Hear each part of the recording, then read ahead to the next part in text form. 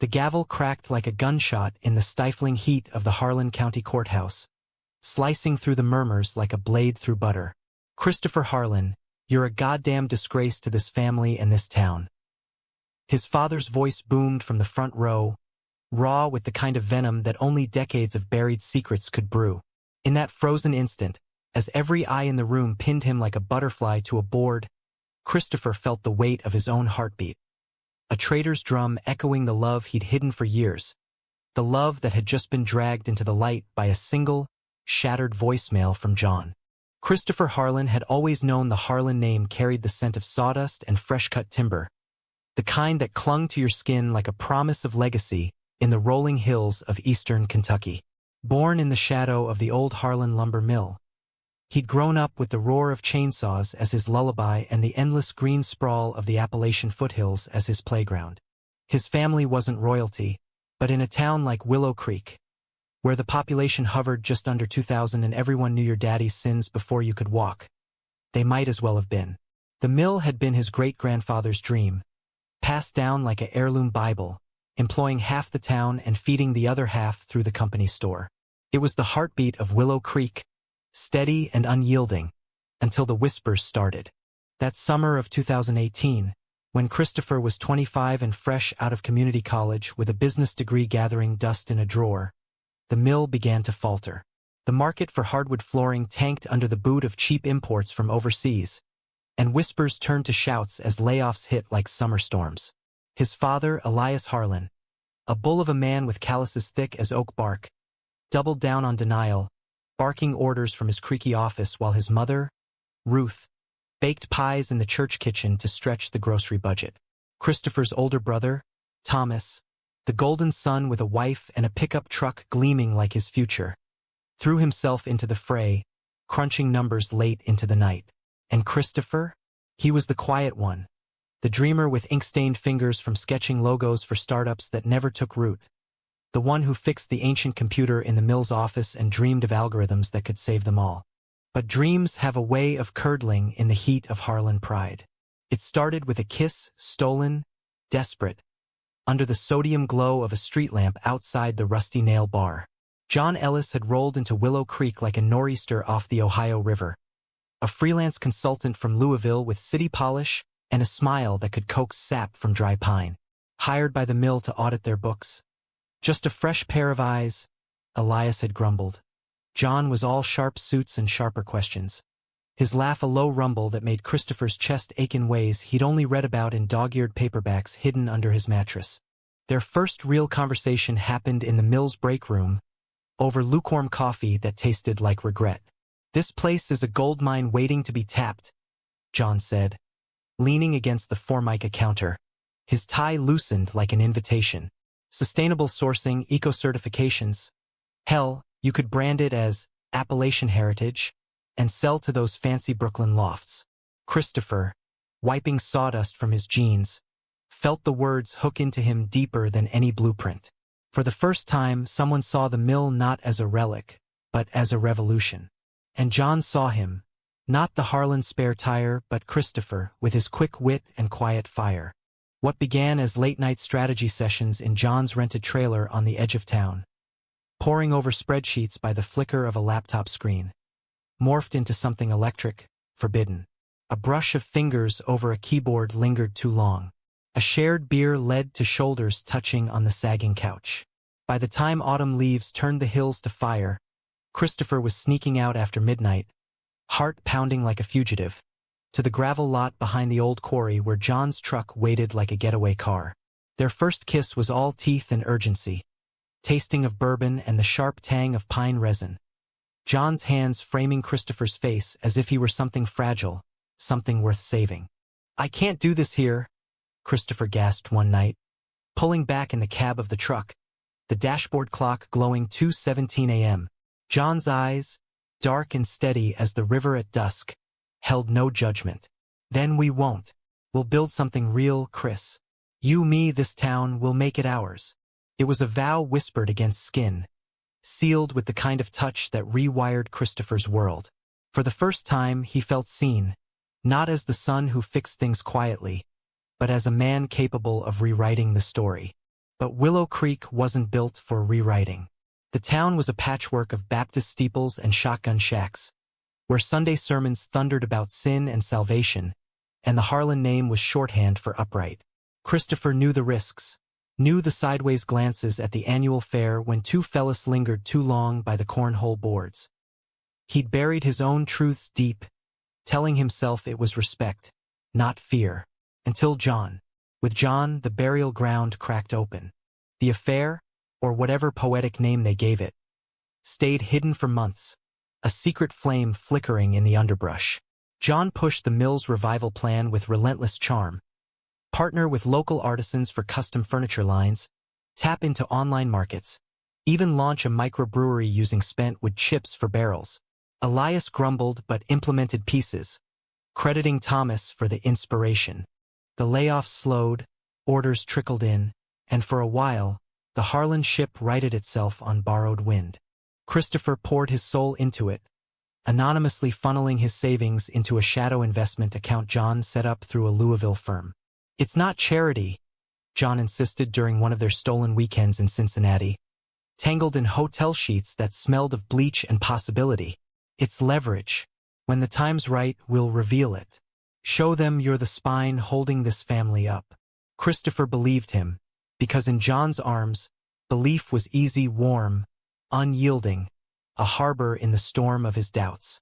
But doubt has a way of seeping in like groundwater after a rain.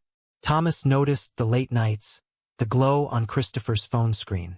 "You seeing someone, little bro?" He teased one evening over venison stew, Ruth's recipe simmering on the stove. Christopher deflected with a laugh, but the seed was planted. And when John extended his contract, another 6 months, he said, to nail the launch, Elias's suspicion bloomed into outright hostility. "That city boy's got his hooks in too deep," he muttered to Ruth, loud enough for Christopher to hear from the hallway. The hook that snagged them all came on a crisp October evening, the kind where the air bites just enough to remind you winter's coming. Christopher was in the mill's office, finalizing a wire transfer, his last $5,000 into the account that would bridge the gap for the new machinery, when his phone buzzed. John's text, "Meet me at the quarry." Now, something's wrong. Heart slamming, Christopher grabbed his keys, the gravel crunching under his boots like accusations. John was pacing by the truck, face ashen under the moon's pale wash. "They know, Chris. Someone tipped Elias off. Saw us at the fair last week, holding hands too long by the Ferris wheel." Christopher's stomach plummeted. The fair. A moment of recklessness, John's thumb tracing his knuckles amid the cotton candy haze. "It's Thomas," John continued, voice cracking. "He confronted me this afternoon. Said if I don't leave, he'll tell the whole town. Ruin the deal, ruin you." Betrayal hit like a felled tree, splintering everything. Thomas, his brother, the one who taught him to bait a hook and drive stick shift. "He thinks he's protecting the family," John said, pulling Christopher close, their breaths mingling in the chill. "But this is bigger than blood. We've saved them, Chris. The numbers don't lie." In that embrace, with the quarry's shadows swallowing them whole, Christopher made his choice. Not to run, but to fight from the shadows just a little longer. "One more push," he murmured against John's neck. "Then we tell them everything." It was a lie they both clung to, fragile as frost on a windshield, because love, in places like Willow Creek, demanded such deceptions. As winter clamped down, the mill hummed back to life. Orders flooded in from boutique shops in Nashville and Asheville, the Harlan Heritage line selling out before the ink dried on the labels. Elias strutted into church like a peacock, Thomas slapping backs at the diner, Ruth's smile finally reaching her eyes. Christopher watched from the fringes, his contributions invisible as breath on glass. John, ever the architect, layered in the final touches. A grant application for green energy retrofits, submitted under the mill's name but ghostwritten in his precise handwriting. But secrets are heavy loads, and Christopher's began to bow his shoulders. Sleepless nights blurred into days of averted eyes, Thomas's gaze lingering too sharp at family dinners, Elias's grunts turning to outright silences. And John, God, John was the anchor and the ache. Their meetings grew frantic, stolen hours in the trailer where words tumbled out like confessions. Dreams of a life beyond the hills, a cabin in the Smokies with a porch swing and no one to answer to. "You're my revolution, Chris," John whispered one dawn, fingers tracing the map of scars on Christopher's back from a childhood fall in the mill.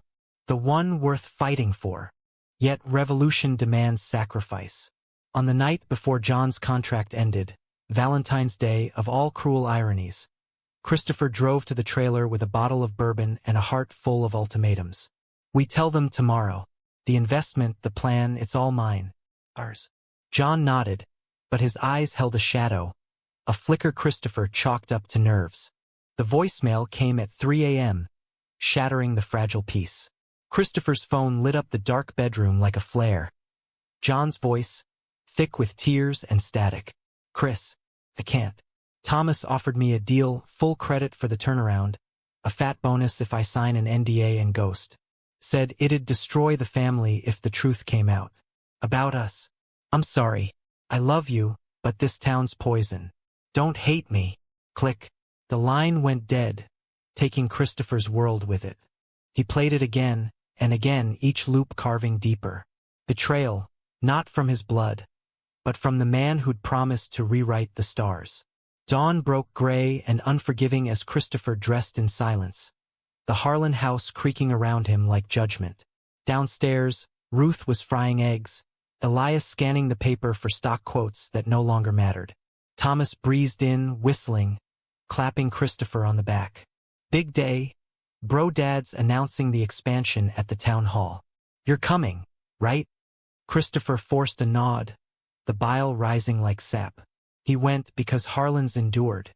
But as Elias took the podium that afternoon, basking in applause for a miracle wrought by family grit and a sharp outsider's eye, Christopher slipped out the back, the weight of his silence crushing him. John was gone by evening. Truck packed, taillights fading down Route 52 like a bad dream. No goodbye, no note, just the echo of that voicemail and a bank statement showing the investments intact. The mill saved, his role erased. For months, Christopher hollowed out. He worked the mill's night shift, chainsaws whine drowning his thoughts, coming home to a bed that smelled faintly of John's cologne. The town buzzed with Harlan pride, picnics named in their honor, a Chamber of Commerce plaque gleaming on the office wall. But the plaque read Elias and Thomas Harlan, no room for ghosts. It was the spring flood that cracked the facade. The Cumberland swelled after a week's rain, swallowing lowlands and threatening the mill's loading docks. Willow Creek mobilized sandbags, sump pumps, neighbors shoulder to shoulder in the muck. Christopher was there till his hands blistered, directing the crew with the quiet authority he'd honed in shadows. As the waters receded, leaving silt and ruin, a discovery surfaced. The grant check for the retrofits, $250,000 strong, made out to Harlan Lumber Care of Christopher Harlan. John's final gift or final knife twist, postmarked from Louisville with a single line, "You built this. Claim it." Elias found it in the mail, face paling as he read the endorsement. "What the hell is this?" he roared at dinner that night, waving the check like a flag of surrender. Thomas went white, stammering excuses, but Ruth's eyes narrowed on Christopher, who sat silent, fork midway to his mouth. The confrontation erupted like dry tinder. "You," Elias bellowed, veins bulging like roots. "You with your ways, skulking around with that Ellis boy? This is blood money. Shame on our name." The words landed like fists. Faggot spat like venom, the slur Christopher had braced for since puberty. Thomas joined in, voice cracking with guilt. "We had to protect the legacy, Chris. The town would have turned on us." Protected. The irony burned hotter than moonshine. As they hurled accusations, Christopher's phone buzzed. A text from an unknown number. "Town hall meeting tomorrow. Truth time. J." He didn't sleep. Dawn brought resolve, cold and clear as creek water. Willow Creek's annual Harvest Festival was in full swing that Saturday, the square alive with booths and bluegrass fiddles, the mill's booth showcasing their award-winning line. Elias was there, ribbon cutting with the mayor, Thomas grinning for the cameras. Christopher arrived late, slipping through the crowd like smoke, John's text burning in his pocket. The revelation came not with fanfare, but a mic drop. Old man Jenkins, the grizzled accountant who'd audited the books for decades, took the stage for the Chamber Awards. "Folks," he drawled, spectacles perched on his nose. "We all know the Harlan Mills comeback is the stuff of legends, but legends got footnotes." He held up a dossier, thick as a Bible, printouts of emails, wire transfers, grant apps, all time-stamped with Christopher's fingerprints. "This here's the real hero, Christopher Harlan. The investments, the strategies, the sweat that kept us afloat when the floods came. Not some golden boy or city slicker. Our own." Murmurs rippled like wind through corn. Elias froze mid-handshake, Thomas's grin fracturing. Christopher stood at the crowd's edge, pulse thundering, as Jenkins continued. "And that slicker? John Ellis? He was the match, but Chris was the fire. Saved jobs, saved homes. Hell, saved this town." The applause started slow, then swelled, a wave crashing over the Harlans. Women from the church hugged Christopher. Farmers clasped his hand with grips like vices. "We knew you had it in you, boy," one said, tears in his eyes. Ruth pushed through, face crumpling as she pulled him close. "My baby, forgive me." But Elias stood apart, face carved from granite. "Shame," he muttered. But the word hung limp, drowned by the cheers. John appeared then at the square's far end. Lean frame in a denim jacket, eyes locked on Christopher like a compass needle. He didn't approach, just nodded once. A ghost granting absolution. Betrayal's scar throbbed, but so did the truth. Love had built this, even if it broke them. As the fiddles struck up again, Christopher let the crowd carry him, the weight lifting inch by inch. Willow Creek wasn't perfect, prejudice lingered like kudzu, but in that moment, under the harvest sun, it bent toward grace. The aftermath of the town hall revelation settled over Willow Creek like the first frost. Beautiful in its crispness, but biting if you weren't prepared. Christopher woke the next morning to a house transformed. Ruth's biscuits on the table, golden and steaming, with a note tucked under the plate. "We talk tonight. Love, Mom." Elias was already gone, truck rumbling toward the mill before dawn, and Thomas. Thomas had vanished into the ether of avoidance, his pickup absent from the drive. The silence was louder than any shout, a vacuum sucking at the edges of Christopher's resolve. He drove to the mill anyway, habit more than duty, the winding road flanked by dogwoods shedding petals like confetti from a canceled parade. The air smelled of damp earth and possibility, the Cumberland's banks still scarred from the flood, but greening with stubborn life. At the gate, workers waved him through. Jimmy Tate with a thumbs up, Maria Lopez calling, "Boss man's waitin'," as if the night before had rewritten the stars.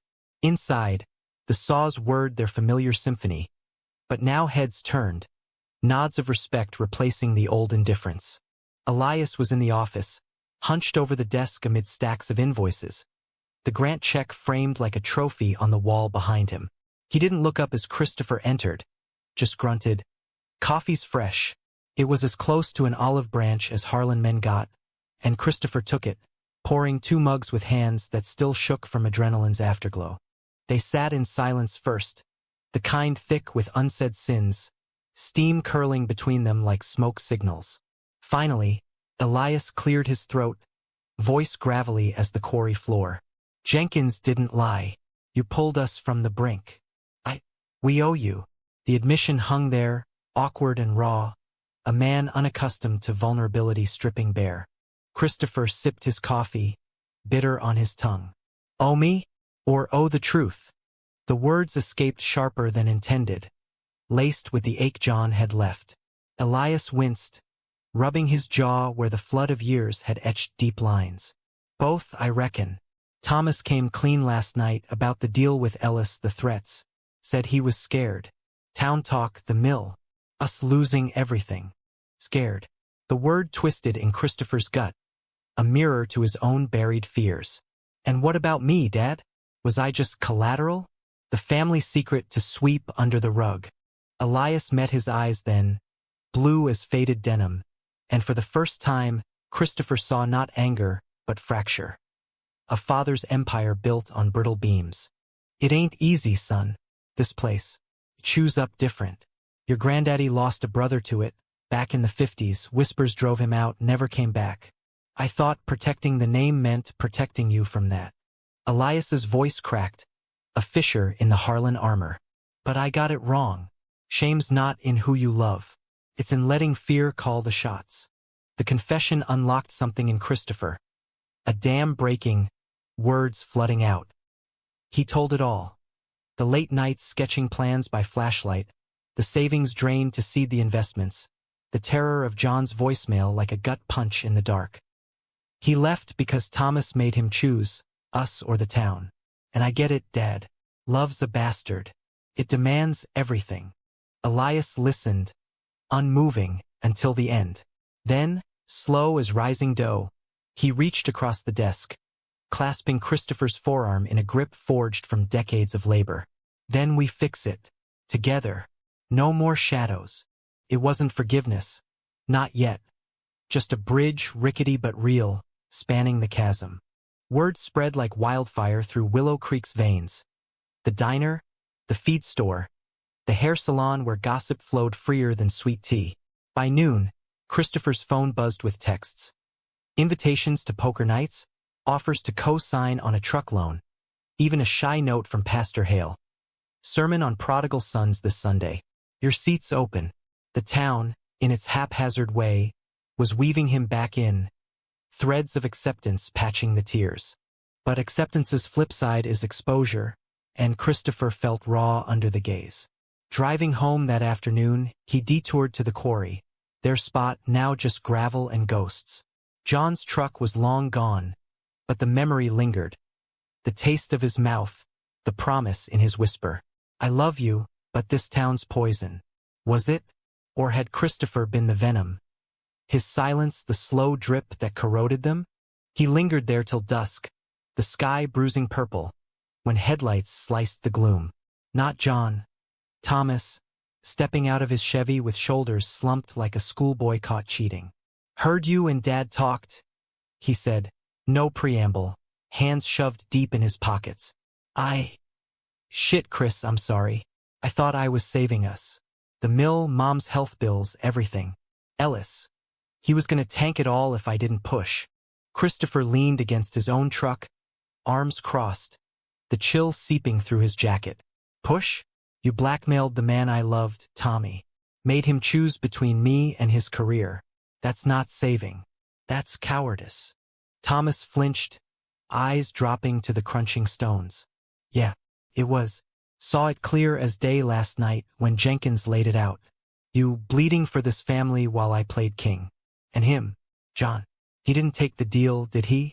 Left the grant in your name. That's love, man. The kind I don't deserve to judge. Silence stretched, broken only by a distant owl's call. Thomas finally looked up, face etched with regret's fine lines. Can we start over? Brothers, no secrets. Christopher waited, the boy who'd shared bunk beds and baseball gloves, now a man flawed as himself. Maybe, but trust's like timber, Tommy. Takes time to season.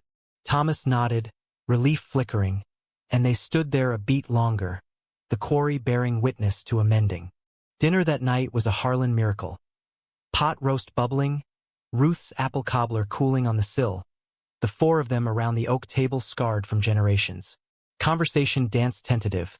Mill expansions, the festival's pie contest, until Ruth set down her fork, eyes soft as candlelight. Christopher, honey, about everything. We failed you, but we're here now. All of us. Elias grunted agreement. Thomas poured wine with unsteady hands.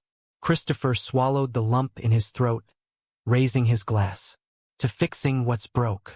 Glasses clinked, a fragile toast. But in Willow Creek, fragile was where the roots dug deepest. The weeks that followed blurred into a rhythm Christopher hadn't known he craved. The mill thrived under shared stewardship. Elias handling ops, Thomas sales, Christopher the digital frontier. launching an e-commerce site that shipped heritage pieces to doorsteps across the country.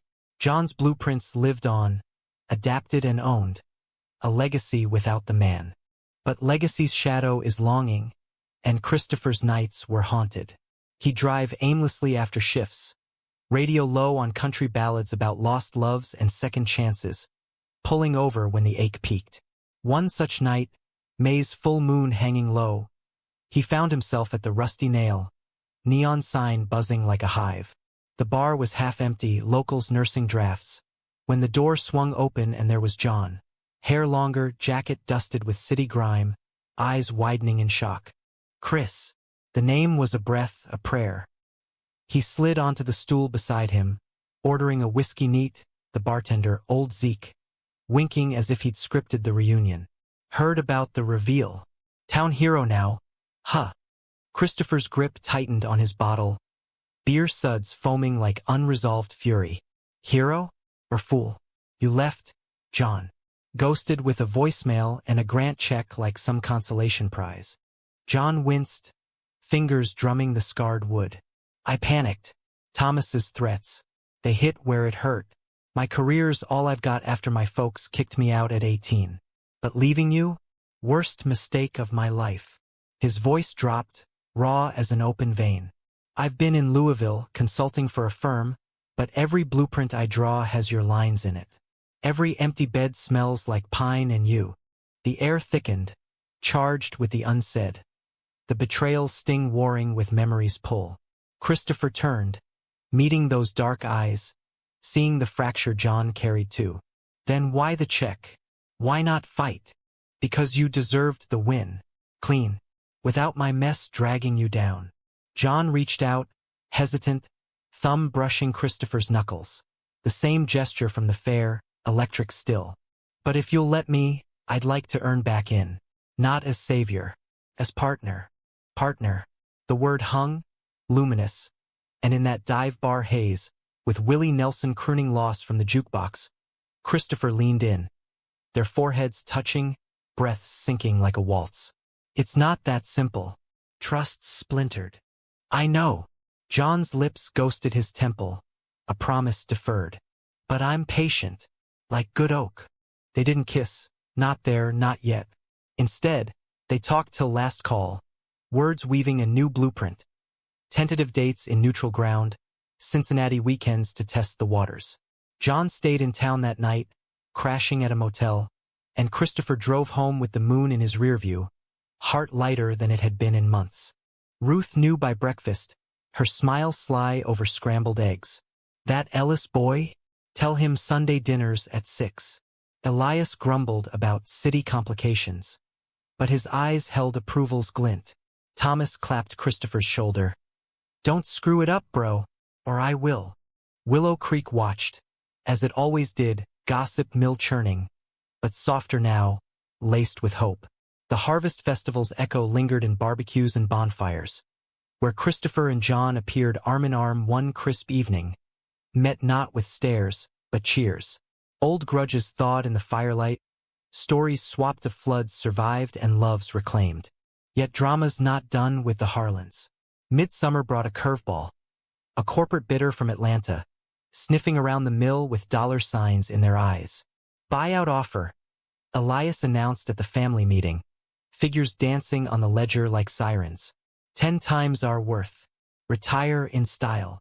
The room tensed, Ruth's hands twisting her apron, Thomas's jaw set, Christopher's mind racing.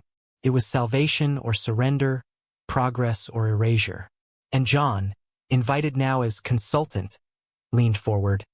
It's a trap. They'll strip it bare, ship jobs overseas. This is your legacy. Debate raged late, voices rising like storm clouds. Elias wanted out. I'm tired, son. Thomas wavered, tempted by the payout. Christopher stood firm. We built this from dirt. Sell and we lose more than money. We lose us. In the end, it was Ruth who tipped the scales, her voice steady as church bells. We stay. For the town. For him. Her nod to Christopher sealed it, a mother's quiet revolution. The bidder slunk away, tail between legs, and Willow Creek exhaled. The mill expanded instead, new solar panels glinting on the roof, a community co-op for artisans. Christopher and John's partnership deepened, too. Lazy Sundays hiking the hills, hands clasped without fear, nights where whispers turned to plans, a future untethered. But peace is fragile in Appalachia. Fall brought whispers of sabotage. Equipment tampered, orders delayed. Fingers pointed to disgruntled ex-workers, but Christopher suspected deeper. Resentment from those who'd lost face in the revelation. One night, as he locked the office, a shadow detached from the stacks. A figure in a hooded jacket, crowbar glinting. Harlan scum. The voice snarled, low and venomous. Christopher bolted, heart hammering. The chase spilling into the yard where floodlights caught the intruder's face. Billy Ray, a laid-off logger with a grudge as old as the hills. You and your boy ruined us. City faggots taking over. The swing came wild, crowbar whistling, but John, ever the shadow guardian, tackled from the side, the two men tumbling in a heap. Christopher joined the fray, fists flying in a blur of adrenaline and rage. Sirens wailed distant, summoned by a night watchman, and Billy Ray was cuffed, spitting curses as they hauled him away. In the ER, stitches closing John's brow. Christopher held his hand, guilt gnawing. You could have been killed. John grinned through the painkillers, lopsided and true. Worth it. You're worth it. Their kiss there under the antiseptic hum was fierce, claiming unapologetic, a vow renewed. The town rallied again.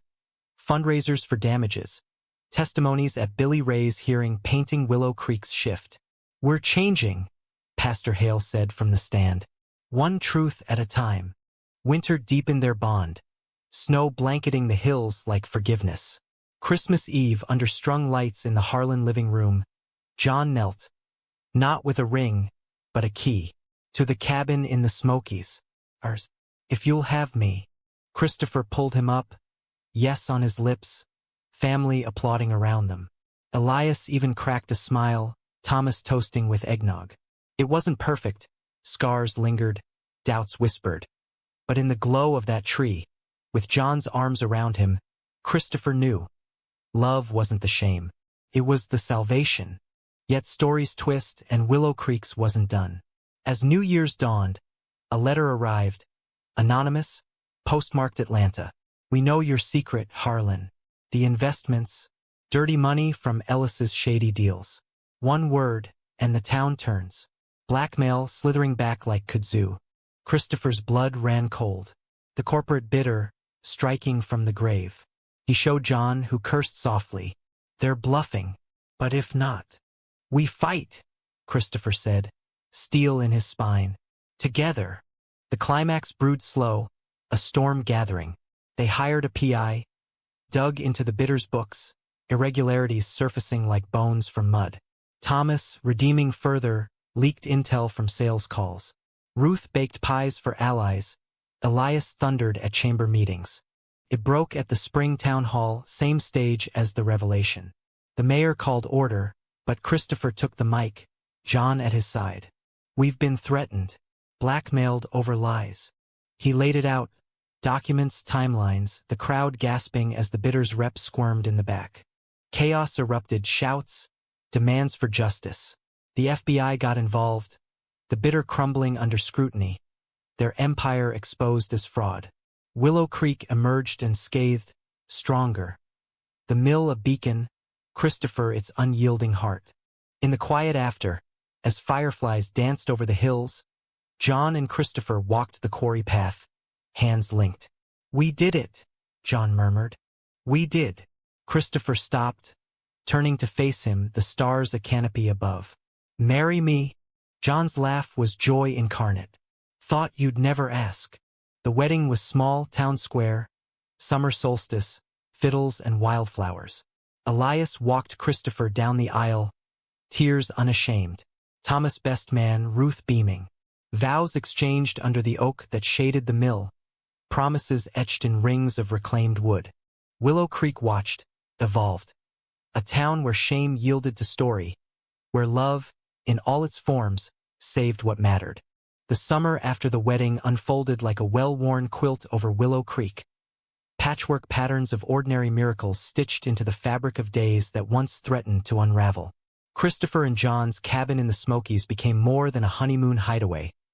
It was a sanctuary, weekends spent with the scent of cedar and wild honeysuckle weaving through open windows, the distant hum of the river a lullaby against the world's clamor. Mornings started with coffee on the porch, John's head on Christopher's shoulder, planning expansions not just for the mill, but for them. A life layered with intention, roots deep but branches reaching. Back in town, the Harlan mill pulsed with renewed vigor. The fraud scandal had painted them as underdogs triumphant, drawing media from Lexington, softball profiles in the Herald Leader hailing Appalachia's gay heroes, that made Elias mutter about damn reporters, even as he posed for photos. Orders surged, the website crashing under traffic from coasts craving authenticity. Christopher helmed the innovation side, integrating VR tours of the sustainable forest and partnering with queer artisans for limited edition lines. Walnut carvings by a trans woodworker from Knoxville, each piece a quiet rebellion. John, semi-retired from consulting, took the role of operations whisperer, his city smarts softening the mill's rough edges. Think of it as symbiosis, he'd say during strategy huddles, sketching flowcharts that blended Harlan grit with Ellis precision. Elias deferred more than he admitted, grumbling approval over cigars on the loading dock, while Thomas, now a father to a squalling nephew named Elias Jr., found his stride in community outreach, mending fences with ex-workers through job training programs. Ruth, ever the heart, turned the company store into a hub, fresh-baked goods alongside tool rentals, story hours for the kids where she spun tales of brave brothers in the big woods. Willow Creek absorbed it all, the old guard thawing under the weight of prosperity. Pastor Hale's sermons shifted from fire and brimstone to parables of the Good Samaritan, winking at Christopher during coffee hour. Even Billy Ray, out on parole, showed up at a mill open house, hat in hand, mumbling, "Saw the light in lockup. Owe you an apology." Apologies, Christopher learned, were currency in redemption's economy, hard-earned, often bittersweet. He accepted Billy Ray's with a firm handshake, no embrace, but the gesture lingered, a knot untied. Nights, though, when the cabin's quiet amplified doubts, he'd trace the scar on John's brow from that crowbar night, whispering, "What if it happens again? The town's grace, it's thin ice." John would pull him closer, voice steady as bedrock. "Then we skate faster. Or build a bridge." Their love had weathered betrayal's gale. Now it rooted, fierce and fertile, blooming in small acts. John's hand on the small of Christopher's back during town council meetings, shared glances over dinner that spoke volumes unspoken. But harmony's a jealous mistress, and autumn brought discord in the form of kin long estranged. A letter arrived at the mill, forwarded from the old Harlan homestead in Tennessee. Penned in a spidery hand from Aunt Lydia, Elias's sister, dead these 20 years but her words preserved in a lawyer's envelope. "Elias," it began, yellowed pages trembling in Christopher's grip. "If you're reading this after I'm gone, know I carried your shame too. The brother we lost in the 50s? He was like Christopher. Loved a man. You drove him out, brother. Don't make the same mistake with your boy." Elias read it alone first, in the office with the door locked, emerging hours later hollow-eyed, the letter clutched like a grenade. He called the family together that evening. No mill talk, just the four of them plus John, around the kitchen table under Ruth's watchful quilt. "Lydia," Elias rasped, voice thick. She knew. "About everything," said I repeated history. He slid the letter across, hands shaking. "Forgive an old fool?" The room held its breath. Thomas cleared his throat, eyes on his boots. "We all did, Dad. Me worst." Ruth reached for Elias's hand, her touch the anchor. Christopher, across from his father, felt the chasm narrow. Not gone, but bridgeable. "History's a teacher, not a chain," he said softly. "We break it together." John squeezed his knee under the table, silent support. That night, as rain pattered the roof, Elias and Christopher shared a porch rocker, the first in years. Stories flowed, Lydia's wild youth, the The brother's name, Samuel, a poet who'd fled to San Francisco, regrets unspooling like old film reels. I was scared of losing the mill, Elias admitted. Thought love like yours weakened the line. But it's the steel. Dawn brought catharsis. Elias donating the letter to the town's historical society. A public reckoning at the next library event. Willow Creek listened, heads nodding, stories of their own lost ones surfacing. A tapestry of hidden pains. The mill sponsored a memorial plaque for Samuel Harlan and the Unsung, etched with a simple oak leaf, symbol of endurance. Winter's gift was expansion's fruit. The microbrewery launched, Harlan Hollow Ale brewed in woodchip barrels. Its label a stylized couple silhouetted against hills, subtle, proud. The launch party packed the square, fiddles dueling banjos, locals toasting with foam-flecked mugs. John and Christopher danced slow under string lights, Elias watching with a rare grin, Thomas hoisting his son high. Yet beneath the revelry, tension simmered. Corporate remnants, sidelined but scheming. Leaked rumors online. Harlan Mill, built on lies and lavish lifestyles.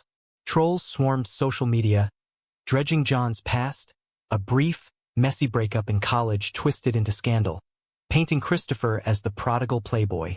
Sales dipped, not catastrophically, but enough to sting. We counter with truth, John urged in crisis mode, laptop glowing late. A docuseries, real stories, from the workers. Christopher hesitated, exposure's old fear clawing back. What if it backfires? Drags us all down. Elias, overhearing from the hall, rumbled. Let 'em try. We're Harlans. We stand. The family voted unanimous. Greenlight. Filming descended like a whirlwind. Cameras in the forest. Mics catching Sawyer's tales of survival. Intimate shots of Christopher and John hiking the quarry. Hands brushing as they recounted the voicemail night. Betrayal hurts, Christopher said to the lens, eyes on John. But love rebuilds. The series, Roots and Rivers, streamed on a regional platform, raw and resonant views exploding from 10K to 1 million in weeks. Pushback came swift. Boycotts from conservative outlets, hate mail flooding the mill's inbox. One night, as snow fell thick, a brick shattered the cabin window. Sinners scrawled in red. John barricaded the door, face pale, while Christopher called the sheriff. This ends, he growled, adrenaline sharpening his resolve. The town mobilized fiercer than the flood. Vigils at the square, letters to editors, even Billy Ray penning an op-ed. I was the sinner. They saved me. Sales rebounded tenfold, Roots and Rivers winning a regional Emmy. The brick sender, a bitter ex-employee, arrested quietly. Spring bloomed triumphant, the mill hosting its first Pride harvest. Rainbow flags fluttering beside the oak leaf, drag queens emceeing the pie contest. Christopher and John renewed vows under that tree. Rings exchanged anew, family and friends a circle of light. Elias's toast slurred sentimental. To love that saves, and the fools who almost lost it. But life's not a tidy epilogue. Summer heatwave brought drought, threatening the forests. Timber yields halved, grants drying up. Desperation crept in. Layoffs loomed, echoes of the old crisis. Christopher pushed innovation. A vertical farm pilot using mill waste for hydroponics, but funding stalled. John, ever the strategist, uncovered a lead. Federal incentives for climate-resilient businesses, but the application demanded vulnerability, disclosing personal stories to underscore impact. It's you, Chris, he said over diner coffee. Syrup-sticky maps spread. Your journey, from shadow to spotlight, that's the hook. Exposure again, the beast Christopher thought tamed. Nights he paced the cabin, John's arms a tether. What if they use it against us? Twist it into tabloid trash. Then we own the narrative. John's kiss was conviction. Like always, the application soared through, funded by a DC foundation championing LGBTQ+ entrepreneurs. The vertical farm broke ground, jobs preserved, Willow Creek's green cred skyrocketing. Media swarmed anew, CNN spotlight, a TEDx invite for Christopher, From family shame to community flame. Fall's colors painted victory, but personal tides turned. Ruth's cough, dismissed as allergies, deepened, diagnosed stage 2 lung cancer. The mill's dust a silent culprit. The family circled wagons. Chemo schedules etched in Elias's ledger, Thomas driving carpools, John cooking nutrient bombs disguised as pot pies. Christopher sat vigil most, holding her hand in sterile rooms, her whispers fierce. You gave me courage, baby. Live loud. Her fight mirrored theirs, gritty, unyielding. Willow Creek rallied. Benefit concerts, meal trains, prayers in every steeple. Ruth beat the odds. Remission ringing like bells by winter solstice. The celebration? A mill party under stars. Her first dance with Elias in decades. Frail but fierce. See? She winked at Christopher. Love's the best medicine. As snow dusted the hills, John and Christopher adopted a rescue pup. A scruffy mutt named Harlan, completing their patchwork family. Mornings now included wet-nose greetings, evenings walks where they dreamed bigger, franchising the model to other rural towns, a network of resilient roots. Yet the heart's quiet revolutions simmer. One dawn, as frost etched the windows, John stirred beside him, murmuring, "Kids? Someday?" Christopher, tracing his jaw, nodded. "Someday. With you? Always." Willow Creek, once a cage, now cradled them. A town remade, not perfect, but progressing. The Harlan name, once shame's shroud, shone as beacon. Of love's labor, betrayal's bite, and redemption's slow, sweet dawn. The new year ushered in with a deceptive calm. Willow Creek blanketed in January's hush. The mill's smokestack puffing lazy clouds against a sky the color of worn denim. Christopher and John's life had settled into a cadence that felt almost enchanted. Mornings with Harlan the mutt chasing squirrels across the dew-kissed lawn. Afternoons knee-deep in farm plots where seedlings pushed through hydroponic trays like green promises. The vertical initiative had taken root, literally. Tomatoes ripening under LED glow, basil perfuming the air, workers. Many queer or from marginalized folds, finding not just jobs, but dignity in the dirt. John thrived in the alchemy, his consultant days traded for soil-stained hands, sketching irrigation blueprints on napkins over lunch at the diner. "This is it, Chris," he'd say, eyes alight as he sampled a cherry tomato, juice bursting sweet. Not just saving the mill, feeding souls. Christopher watched him, heart swelling with that old electric ache, marveling at how betrayal's scar had faded to a faint line, a reminder rather than a wound. Family orbits tightened, too. Elias, softened by Ruth's brush with mortality, took up woodworking in retirement, carving intricate boxes for the mill's gift shop, each lid engraved with oaks entwined, subtle nods to his sons-in-law. Thomas's boy, little Eli, toddled after Christopher like a shadow, demanding Uncle Chris stories of floods and fireflies.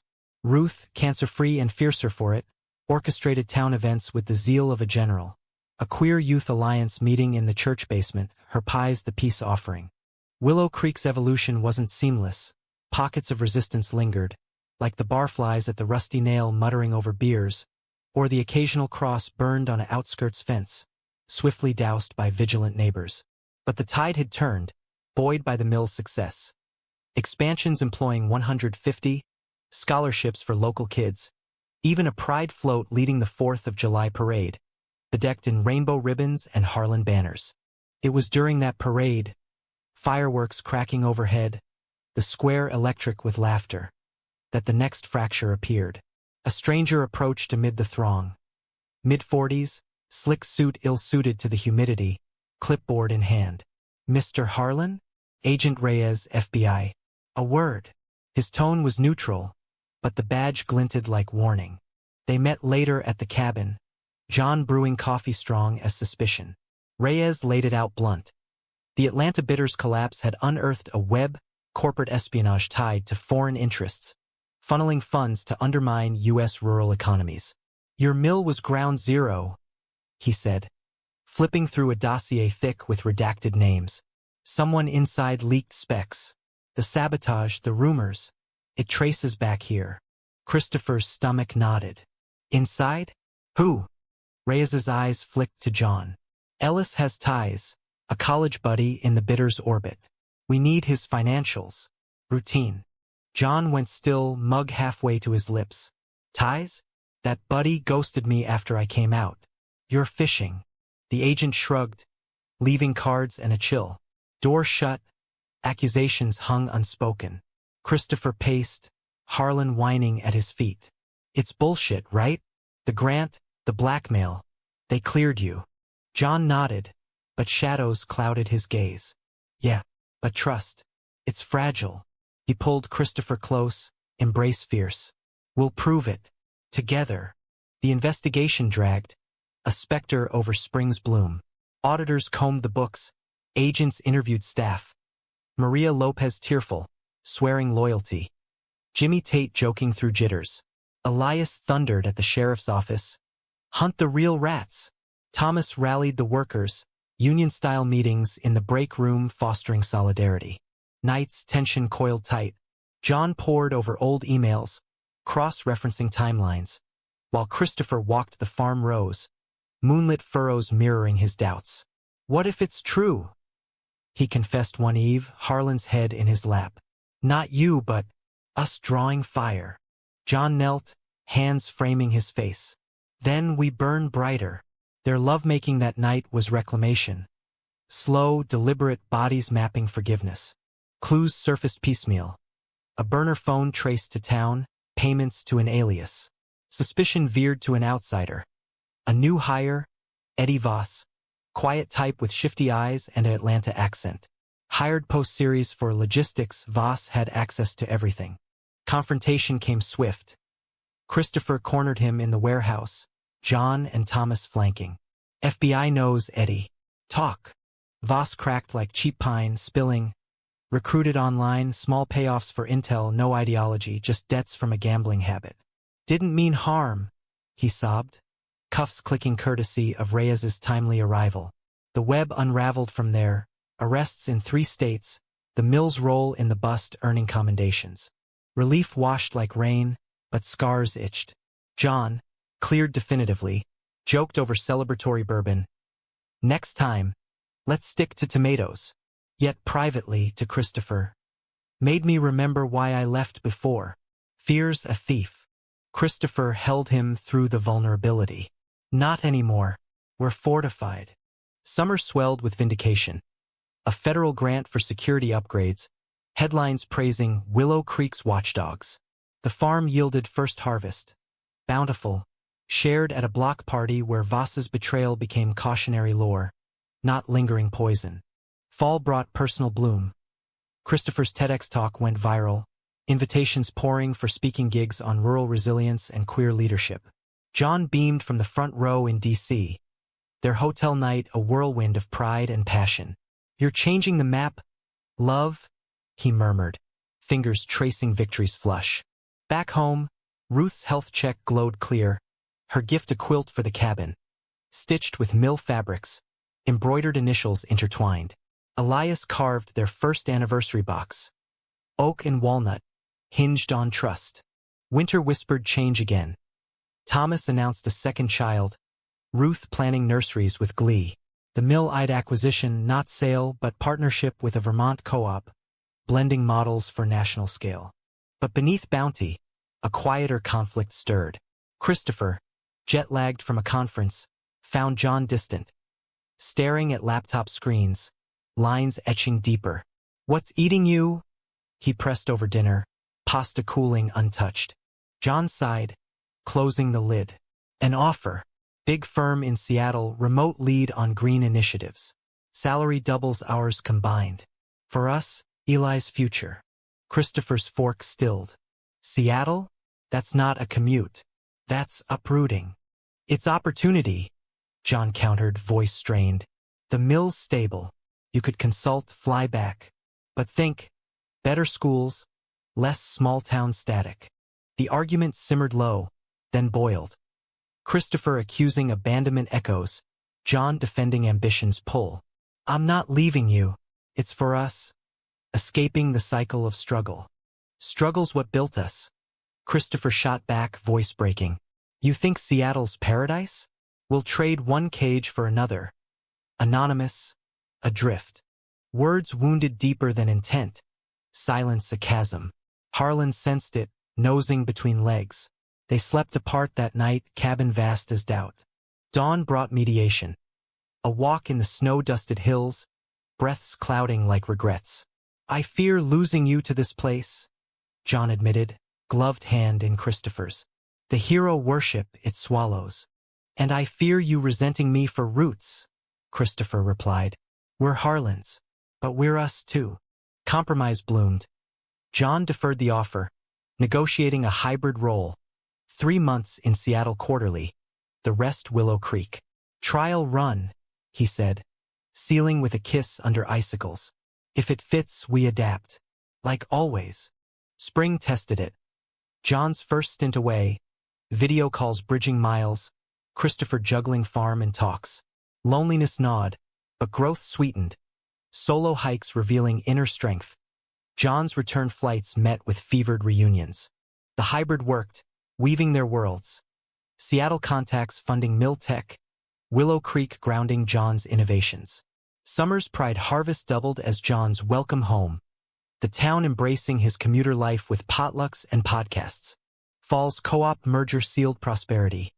Shared R&D, markets exploding. Christopher keynote at a national rural summit. John at his side, their story the closer. Love isn't linear. It's the lumber that lasts. Winter closed the year with hearth fires and quiet vows. Ruth's quilt wrapped them as snow fell, Harlan snoring at foot. To us, Christopher toasted, John's eyes reflecting flame. Unbreakable, yet unbreakable bends. As midnight tolled, a call shattered peace. Elias, voice quaking. Dad's had a stroke. Hospital. Now. Rushing through slush-slick roads, Christopher gripped John's hand, fears vice tight. The ER waited stark. Elias pale on monitors, Ruth weeping softly, Thomas pacing with Eli on hip. Doctor spoke measured. Clot treatable but rehab long. He'll need us all, they said. The family coalesced, shifts drawn like battle lines. Christopher took mornings. John's remote work folding into bedside vigils. Elias woke grumpy, progress grudging. Physical therapy a battlefield, his grunts masking terror. One eve, as rehab machines hummed, Elias gripped Christopher's arm. Didn't say it enough. Proud of you, son. You and John, best thing I built. Tears stung. Rest, Dad. We've got the mill. Spring's thaw mirrored recovery. Elias homebound but carving again. Adaptive tools John's design. The farm tour included him, wheelchair rolling rows. Pride in his eyes at the yield. Summer bloomed full. Merger dividends funding a family trip. Smokey's cabin expanded to lodge, kin crowding porches with laughter. Thomas's daughter arrived, pink-cheeked, named Lydia Ruth. A cycle closed. Fall's leaves turned gold as Elias walked unaided to the mill. First time in months. Back in the saddle, he declared, hugging John fierce. Oh, you slick. Winter whispered legacy. Christopher and John fostering a teen. Alex, queer runaway with wary eyes. Tentative steps toward the someday kids. Willow Creek stood sentinel. Its heart expanded. From shame's shadow to love's enduring light. The foster placement of Alex into their lives was like introducing a wild sapling to tilled soil. Tentative, requiring patience. The promise of growth shadowed by thorns. At 16, Alex arrived with a duffel of thrift clothes and eyes that darted like a deer's in headlights, his story etched in silences. Disowned by Indiana parents after a rainbow pin on his backpack. Bounced through group homes where fists spoke louder than feelings. Don't get attached, he muttered on day one, slouching in the cabin's kitchen. Harlan sniffing curiously at his sneakers. I'm out soon as I turn 18. Christopher exchanged a glance with John over pancakes. The weight of their own pasts heavy. No rush, John said easy, sliding syrup his way. This is home if you want it. Or a pit stop. Your call. Willow Creek extended its awkward embrace. Ruth baking welcome cobbler, Thomas offering baseball mitts, the mill crew nodding hellos without prying. Alex thawed slow, first cracking at the farm, hands in soil coaxing peppers from trays, a shy grin when the first bloom appeared. Never grew shit before, he admitted to Christopher during weeding, dirt smudging his cheek. Feels good, like I ain't broken. You're not, Christopher replied, handing him shears. Just bent. Happens to the best of us. Stories slipped out then. His own closet days, John's voicemail scar, building bridges of shared survival. Evenings. The three of them sprawled on the porch, Alex's guitar strumming folk tunes, John's harmonies low and true, Christopher's arm around shoulders that slowly relaxed. Elias's recovery intertwined, his rehab walks now including Alex. Gruff advice on toughening up without losing heart. Town'll test you, he'd growl over checkers. But Harlan's endure. Alex rolled eyes but stayed, the game a ritual. Summer swelled with milestones. Alex's junior year at Willow Creek High, where the GSA club, spawned from Ruth's alliance, welcomed him with open arms, no side eyes. He joined the mill internship, shadowing logistics, his quick mind spotting efficiencies. John high-fived. Pride Harvest saw him on the float, face paint rainbows, cheering louder than the crowd. But adolescence's storms brew fierce. September brought Alex's first boyfriend Tyler, a lanky artist from the next county over, met at a regional youth con. Puppy love bloomed fast. Stolen kisses behind the bleachers, late texts lighting Alex's phone. Christopher and John navigated parental waters, awkward talks over burgers. He's good for you, John encouraged. Just communicate. Saves heartache. Heartache struck anyway. Tyler's folks, conservative holdouts, discovered the texts. Explosion of slurs, grounding, threats to pull him from school. Alex spiraled, slamming doors, skipping shifts. It's always the same. He yelled at Christopher one rain-lashed night, Harlan cowering. Love's a trap. They hate us for it. John pulled him into a hug, unyielding. Not always. Some fight back. Like us. They drove to Tyler's that midnight, headlights cutting fog, pleading with his parents under porch lights. He's a kid, Christopher urged. Loving wrong ain't wrong, hating is. The dad softened fractionally, enough for supervised dates, but damage lingered. Alex withdrew, guitar silent, eyes hollow. Therapy sessions followed, mandated by social services, Christopher attending as ally. You're enough, he told Alex in waiting rooms. With or without. Fall's Co-op Summit in Nashville tested family bonds. Elias keynote on resilience, Christopher and John paneling on queer rural biz. Alex tagging along wide-eyed at the expo hall. Tyler joined, tension thawing over arcade games, tentative handholds in the crowd. The trip climaxed at a honky-tonk afterparty. Line dancing under neon, Alex pulling Christopher onto the floor, laughter loosening knots. Winter deepened commitments. Alex's 18th loomed, adoption papers drafted. You sure? He asked John over holiday lights, voice small. I'm messy. John ruffled his hair. Messy's our specialty. New Year's brought Elias's full return, helming a board meeting, carving a cradle for Thomas's impending arrival. Ruth's health fair packed the square, screenings catching early wins. The mill's annual report glowed. Profits up 40%, community grants seeded 3 new farms. Yet legacy demands sacrifice. Spring unearthed a ghost. Samuel Harlan's poems, discovered in Lydia's attic trunk. Odes to lost loves. Hills as metaphors for hidden hearts. Elias published them anonymously at first, then with pride. My brother's words. The chapbook sold out, readings drawing crowds. Willow Creek's library naming a wing after him. Alex devoured the pages, his own verses emerging. Raw, rhythmic, submitted to a youth lit contest. Winning second place, he read at the launch. Roots twist in dark, but reach for light. Applause thundered. Tyler in the front row, parents nodding approval.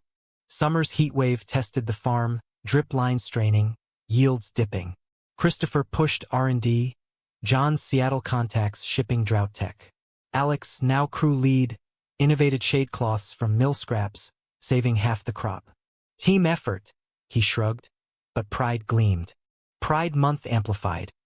The mills float a hydroponic wonder, veggies cascading rainbow. Alex and Tyler danced lead, Christopher and John cheering, Elias tossing candy with Ruth. Fall's adoption hearing was anticlimax. Judges gavel a blessing, Alex's last name Harlan Ellis. Family dinner followed, venison and vows, Thomas toasting to chosen blood. Winter whispered farewells and hellos. Thomas's twins born, chaotic joy. Elias retired fully, passing reins to Christopher, John CO. Alex headed to college, Berea art scholarship, Tyler commuting weekends. Graduation eve, Alex hugged them fierce. You saved me, but I saved you too. Made you dads. Tears fell. Full circle, John murmured. As leaves turned, the cabin echoed emptier, but fuller. Walls hung with Alex's art, shelves John's blueprints. Mornings, coffee for two, Harlan at feet. What's next? Christopher asked, tracing John's ring. Us, John replied. Always. Willow Creek endured, a testament. From shame's decree to love's decree, businesses saved not by blood alone, but by hearts unyielding. The Harlan name, once fractured, now whole, timber strong, roots entwined, reaching ever upward. In the hill's embrace, Christopher and John walked quarry paths, hands linked, futures unfolding like endless green. Betrayal's echo faded, replaced by harmony's hum. A story not ended, but eternally written.